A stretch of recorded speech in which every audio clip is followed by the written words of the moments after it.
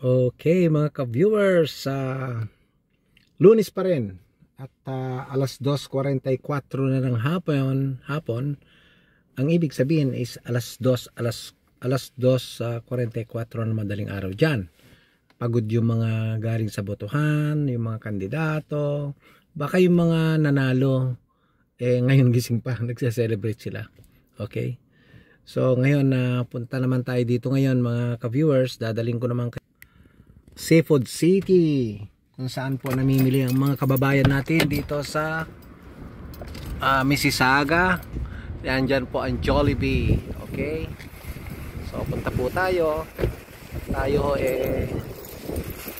Hindi pa ako nanananghalian, so baka mananghalian po tayo dito. Tignan natin kung anong pwedeng kainin sa loob. So depende kung anong type natin kainin. Kasi dito iba-iba ang pagkain po dito ayun, tapos na sila mag-ihaw. Ito na ho yung mga inihaw ngayon. So ayan chicken inasal, pork liempo, yung umuusok pa ho yata, pork barbecue, grilled pampano, grilled mackerel, at saka grilled na tilapia. Dito naman yata bangus, half bangus saka buong bangus. Ayan. Dito naman ho yung mga pork sinigang. Ayan. Kare-kare, beef steak, beef kare-kare, adobong pusit. Ayan po, pork adobo, pork binagoongan. Nako po, pork binagoongan, my goodness. Naglalaway ako pag nakakita po ako ng pork binagoongan. Pork picadillo, Bicol Express, pineapple chicken. Ayan, may chicken adobo, chicken apritada, fried tilapia. Ito po fish sinanglay. Yun, fish sinanglay. Ano kaya yun? Ginisang upo, fish escabeche. Dito naman yung mga gulay. Ayan, pinakbet, ginataang sitaw, ginisang munggo, pansit palabok, ginisang ampalaya. Wow, ginisang ampalaya. Type ko yan Pansit bihon, pansit yan, bihon veggies. Yan, wala nang footlong turon, ubos. So ngayon titingin tayo ng kakainin natin dito. Pag tanghalian po dito alas 2. Naku po, pila-pila po ang tao rito. So ayun, mamimili tayo ng kakainin natin. Ma'am, pabili nga ho ng yung dalawang ulam. Binagoongang baboy po, at saka ano ho ba ang pwede sa combination yan? Dito lang po tayo sir, pagka may dito ibang presyo. Ayun, ibang presyo na po pag may isda Opo. Ayun, pwede hong isda tapos may gulay. Pwede po. Ayun po, sige. Pero ibang presyo. Yeah, hindi bali po. Yan, gusto ko ho yung mackerel at saka pong ito yung binagoong baboy po. Pwede na siguro magkatambal yan. Naglalaway kasi ako pag narinig ko yung binagoong baboy. Bibihira ako kasi magluto sa bahay niyan Yan. Yan. Yan, lagyan nyo lang po ng konting sabaw para saka yan, mapapalaban tayo ng kain. Ayan po. Yan, laging mackerel ang binibili ko. Meron po bang sauce ang mackerel? Po? Suka. Sige, pwede na po yon, ma'am. Ayun ang in-order natin mga ka-viewers. Yung grilled mackerel. Ayun. Tapos sinamahan natin ng binagoongang baboy. Nako, mapapakain ako nito. Gusto ko pa man din sanang mag-dieta. Paano ho tayo mag-dieta? Gutom. Ayun. Gutom tayo. Ayan po yung mga tao sa likod natin. Konti na lang ho itong oras na to. Kasi nagugulho ang ating panahon doon po sa Tim Hortons, kung saan nakipagchika-chika tayo. May mga namit tayo mga kababayan doon, at saka nakipagkwentuhan pa tayo sa isang importanteng tao. Alam niyo naman, very important person. Mataas na tao po. Mataas. Dito po ba kakain? Dito po ma'am, dito. At maaaring hindi ko po maubos yan, pero ite-take away ko ho yung iba. Balutin ko na lang mamaya ma'am. Okay. At magbabayad po muna tayo. Magbabayad na ho tayo dito. Okay? So standby po muna kayo ka-viewers. Okay? At tayo magbabayad muna. Okay, ito na po mga ka-viewers ang ating in-order. Kakain na ho tayo. Punta na ho tayo. Maghanap tayo ng table na pwede nating kung saan tayo pwedeng kumain. So siguro dito na lang tayo. Malapit sa Jollibee. Kaya ayun, ayan po mga ka-viewers, ang Jollibee dito sa Mississauga. Nung nag-open po ito about I don't know how many years ago, talagang ito po pinilahan. Linggo po. Linggo ang pila rito. Inabot po ng isang buwan na yata. Pila pa rin eh. Ayun, alam nyo naman, kapag ito po, ipapasyal ko kayo mamaya dyan. Marami yung kainan dito. Iba-ibang kainan po dito. Ayan, no? Iba-ibang pagkain. So mamaya po ituloy natin, okay? Okay mga ka-viewers, ito po ang in-order natin. Binagoong baboy at saka isang buong grilled mackerel. Laki po niyan. Tapos usually po pag dalawang order, dalawang kanin din. Tingnan natin ang kanin na nilagay nila. Sigurado marami to. Palagay ko isang kanin lang ako, busog na. Yan, tingnan natin yung kanin. Naku, ayun, no? May kanin at saka meron pang mga ano po. May kasama pang mga ano ba ito? Labanos na sinalmera. Pickled na labanos. Yan po. Yung sausawan ho nitong ating ang sausawan po niya ay suka lang daw. Pero sa bahay, siyempre, pwede kang gumawa ng masarap na sausawan yan. Ayan, kain muna tayo.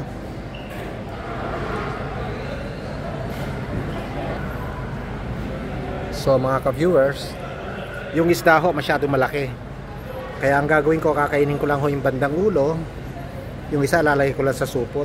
Iuwi ko na lang yan. Pagpapatuloy ang kain mamaya. Hi ka, brother. Ito, how are you? Nagbablog lang ng konti. Yan. Meron tayong kabayan na kadating kasama sa Popons na biglang sumipot dito. Ayun. So okay, kain muna tayo. So mga ka-viewers, ito ang yung suka, tikman natin. Wow. Yun ang suka, meron kong pampanghang. At saka itong ating kalahati ko ng isda papasok na natin, masyado malaki. Madudumihan lang, di mo natin maubos. At nasa natin to kasi nalagay natin mamaya sa supot yan. Uwi natin. So ang timpla ho ng isda is para siguro neutral sa lahat kasi yung ibang tao ayaw ko nila ng maalat. So ito ho, tikman ho natin. Ito.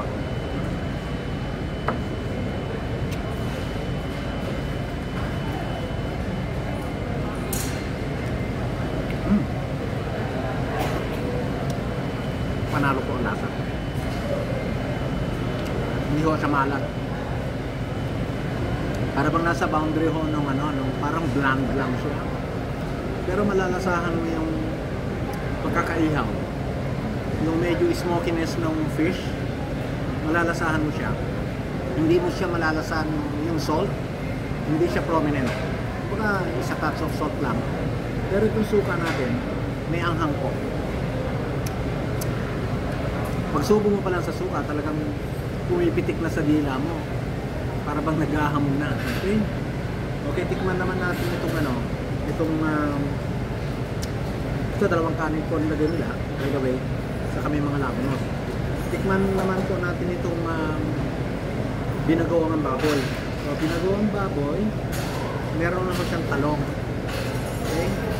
Ang bagoong po, nandito na eh. Wala na silang binigay na separate na bagoong. Siyempre, kasama na dun yung bagoong. So, subukan po muna natin yung talong. Okay? Kung anong po lasa ng talong, yun ang pinakagulo niya.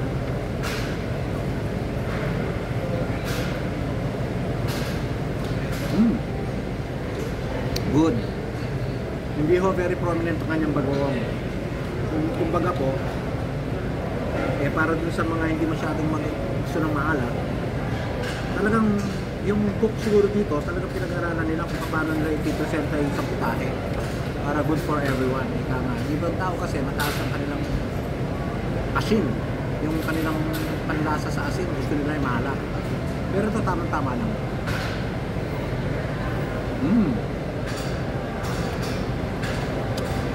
Yung pang sinubo ko, may kasamang taba. Okay? Ito. Meron po siyang sitaw. Okay?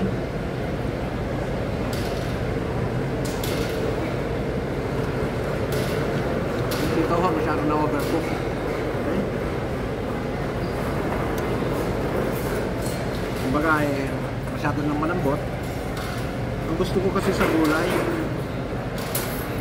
sa gulay yung medyo hinahamon ng ating ngipin, medyo namumuya mo. Ito kasi niluto siguro nila to mga bandang umaga pa, nasa nandun lang sa water heater. Definitely lumambot na po.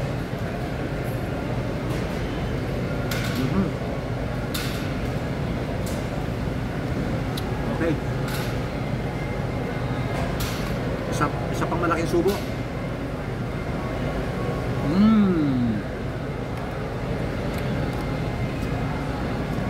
Alam niyo po, meron akong paboritong food vlogger. Ang pangalan niya si Mark Wins. Thailander po yon, pero born in South Africa, I believe. Ang parents niya. So, food vlogger siya, Mark Wins. Tingnan niyo po sa YouTube. Pag kumain po siya, ganito. Gagayahin po natin. Okay? Gagayahin po natin yung style niya, yung kilos niya, ang reaction niya kapag nagustuhan ng pagkain. Ganito po. Pag nagustuhan niya po ang pagkain, ganito ang kanya reaction. Napapaligon po siyang ganyan. Pero pag hindi po niya nagustuhan ng pagkain, at paano bang medyo nan sa kanya, ganito po ang kanya reaction. Ganito lang ha. Pag hindi niya masyadong gusto yung pagkain, ganito po.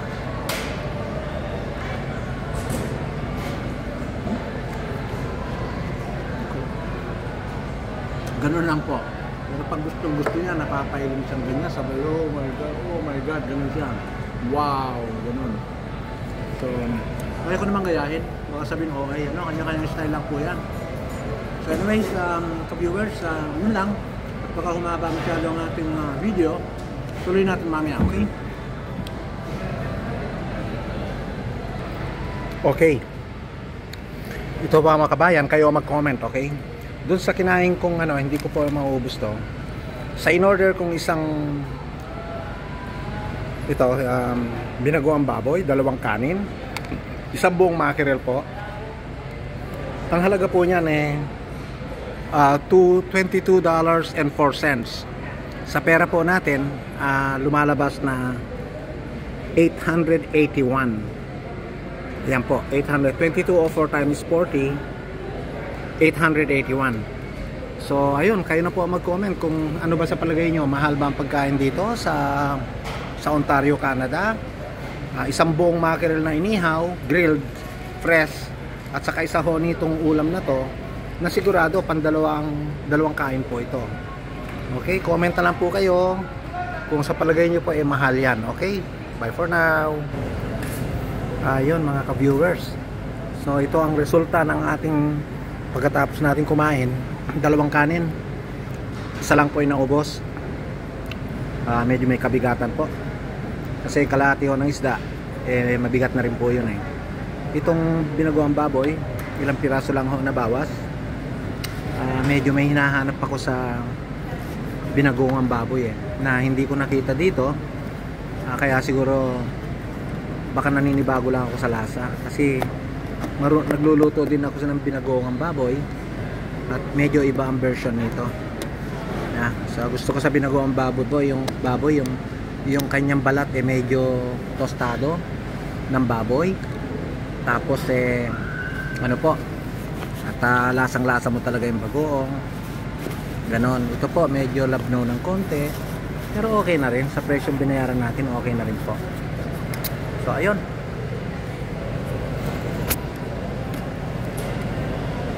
So okay ka-viewers, thank you for joining me sa aking lunch dito sa Seafood City. Iikot po tayo mamaya dyan, pakita ko po sa inyo kung ano pa yung mga binibenta nila dito na iba-ibang mga produkto po ng Pilipinas.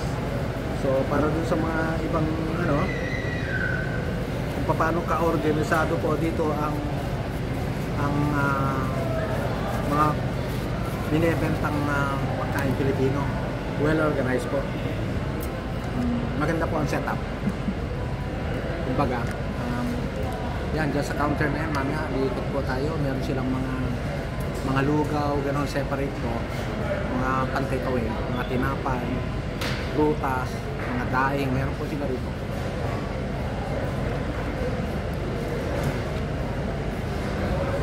Okay mga ka-viewers, tuloy mamaya. Okay mga ka-viewers, tuloy ho natin ang ating vlogging. Dito naman mayroong mga buko pandan. Ito yata, gulaman yata ito. Masyus, sagot gulaman. Ayan, oh. May sagot gulaman, may kalamansi, meron pang singkamas. Ito ano masyus, fruit salad. Ayan. So, fruit salad. Ito masarap. Buko pandan. Ayan. Baka bili ako siguro ng isa mamaya yan, dadaling ko sa sakyan. Tapos punta naman tayo sa kabila. Ayan. Dito po yung mga Mami hot ball. Ayan po. Dito po yung mga mga putok-batok po yung mga nandito. Yan yung mga chicken na chicharon, yung balat ng chicken. Ito po yung yung liempo, bagnet. Saka meron po dong ito chicharon bulaklak. Ay girl, ano ba yan? Crispy pata. Ayun. So ito po yung mga pagkain nila. Ito po yung chicken skin, pork lungs. Ay, pork lungs ba? Bangs pala, yung bituka. Ito, ruffle fat. Ayun.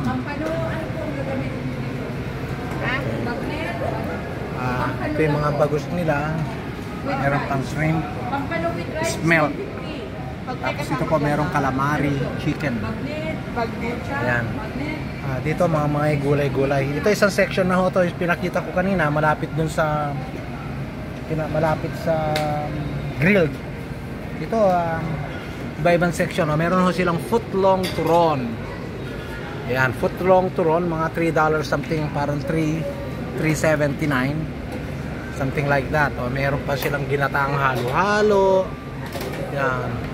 Sweet banana sago. Ito mga pinakbet, ginataan. Para din sa kabila. Meron din sila kinamatisang tinumis, ika nga. Pinangat na pampano. Ayun. Meron po silang tortang talong. Ito ang masarap. Boneless bangus po.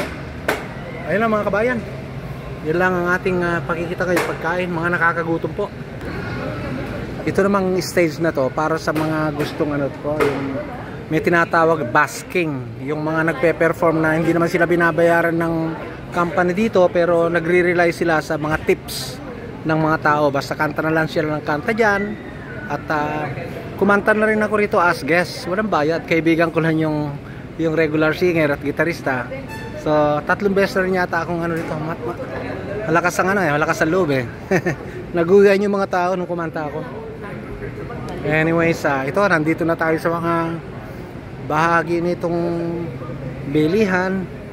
At merong pinabibili sa atin. Ito, mga sibuyas. Ayan po, kita nyo naman mga luya. Organisado po. Yan, iba-ibang klase ng sibuyas. Ayan. Pero marami na tayong sibuyas doon. Kailangan ko lang bilhin dito ngayon ay yung ito, kailangan po natin to bawang. Kailangan po bilhin ng bawang. Ayun. At dito mga loriat, mga pagkain Pilipino po dito mga kabayan, okay? Nandito pinakurat. Ayan o. UFC Canton Noodles Big. Ayan, yung mga Canton Noodles Big. So hindi na kailangang magpalipat-lipat pa ng bilihan. Pag nandito kayo, mabibili nyo ng lahat tungkol sa pagkain niya. Mga pinya. Ayan, yung watermelon, papaya, oranges, saging. Doon sa kabila, marami. Mga oranges, yan. May kamatis doon. Ito, hindi ko alam to. Yan, langka. Langka ito. O to, parang may lakatan pa rito. Maliliit na lakatan. O, ito, may mga saging dito. Meron silang 149 organic bread. O, 149 per pound po yan. Per pound. Yan, per pound po yon. Meron silang mga ano ba ito? Mga avocado. Banana regular, 99 cents lang. Ayan, banana regular. So, ayan, maganda, banana regular. So, palagay ko siguro bibili na ako ng banana regular. Ayan.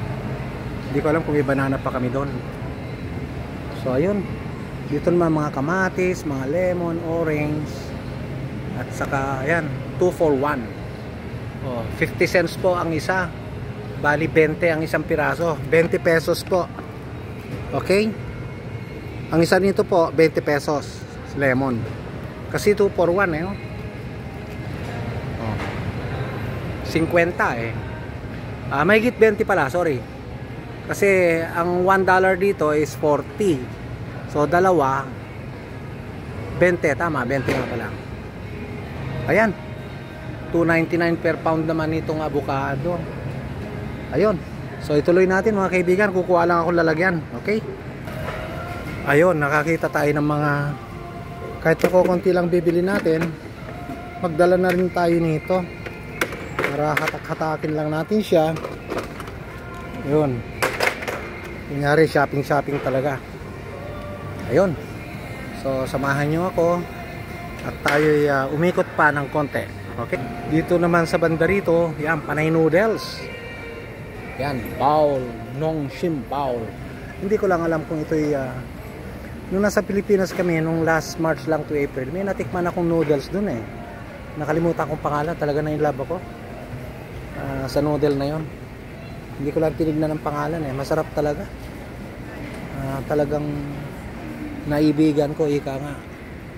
Ball noodles. Hindi ko lang po alam ang pangalan eh, kung ano pong brand. Pero baka naman gutom lang po ako nung oras na yon. Kaya pag gutom kasi lahat masarap. Hindi po ba mga ka-viewers, ano? Pag gutom, masarap. Yan. Ang sabi nila, wag daw masyado magkakain ng noodles eh. Masyado kasi mahaba ang ano yan. Masyado mahaba ang buhay. Okay, lipat tayo doon. Okay, dito po sa counter na ito, dito po yung ready to pick up na po. Yan, titignan mo lang, may presyo na. Katulad nito, fried pampano. Yan, $8.12. Yan, meron din ditong pork adobo. Yan, may kasama na pong kanin, $11.99. O may bangos, ika nga. Yan, mga ready to, ano, dadamputin mo na to. Galunggong yata ito, fried round scud. O, hindi ko alam to, balunggong ba yan or what? Mukhang galunggong siya. So, prito po. Dito naman yung mga luto na, ready to eat na mga fried jeprox. Yung mga hindi na ako magluluto sa bahay, ayan, kukunin mo na lang. Hindi ka na kailangan magprito pa sa bahay. Kasi dito sa Canada, minsan yung mga tao ay magprito sa bahay. Lalo pag mga tuyo-tuyo, mga daing, gano'n, nangangamoy ho kasi ang bahay. Ito po, mga ihaw-ihaw po ito mga to. At yan, nandiyan naman yung mga barbecue. Chicken and pork po. O ito, squid. $6.22 lang po isang piraso. Yung isa medyo malaki, $10.27. Ito, pork chop. O, inihaw na liempo. Wow, $10.49. Ayun, yun po. Saka ano to? Ito po, oh, $18.99. Pork barbecue, 6 pieces. 6 na pirasong steak. Okay? Ayun. Lipat naman tayo sa kabila. Okay, nasa fish area naman po tayo ngayon. Ito, iba't ibang isda po ito. May bangus, merong lane snapper, yan, jackfish. skate wing. Yan. Ayun, hindi ho natin masyadong kilala to. Silk snapper, bangus. Ayan. Yung bangus lang po nakilala natin doon. At ito, meron silang mga ulo po ng salmon. Pag ako'y bumibili ho ng ulo ng salmon, tinitignan ko yung hasang kung talaga mapula pa. Pag hindi na ho mapula ang hasang, hindi na ho ako bumibili. Ayun. So ito mga pampano. Ayan.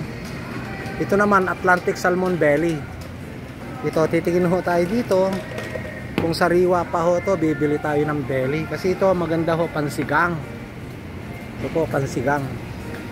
So ayun, tignan po natin kung okay tayo rito. Kung gagamitin natin yung ating sense of smell. Yan, sense of smell po gagamitin natin yan. $4.99 ho ang per pound. Ayan, ito ho yung mga belly ng salmon. Okay? So dyan muna kayo mga kabayan. Check ko muna. Okay, mga kabayan, ka-viewers, bumili tayo ng pork belly. Dito lang po tayo ng picture. Ayan, yan o. Ayan, pork belly po ang ating binili. Hindi po. Ayan, ayan, mura lang naman. $4.99, $12.40. 2 kilos na po yon, 2 pounds. 2.485 pounds. Ayan, sa $4.99, so $12.40. Ayan, sa linggo na namin ni Mrs. kainin yan. There you go.